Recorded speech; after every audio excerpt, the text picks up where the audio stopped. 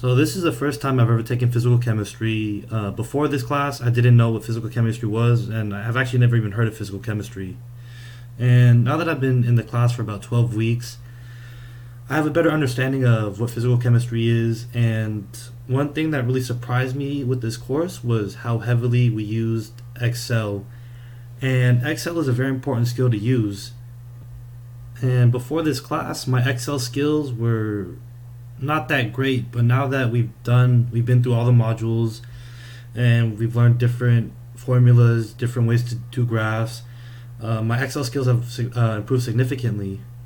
And I think this is very important because I have worked in the lab before, and my mentor told me that one important thing that you need to be able to do is to interpret graphs, because if you understand what the graph is telling you, you can interpret the results in the data and you'll understand what you're looking at.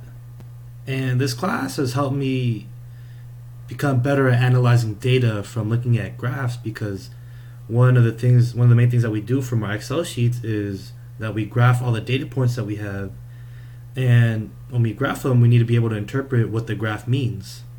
And I know that my Excel skills from this class will carry over to any other lab course that I will take, because in a lot of lab courses you need to be able to gather your data points and then graph them, and you've given us questions that we should always look for as we're looking at our graphs to see what the data means.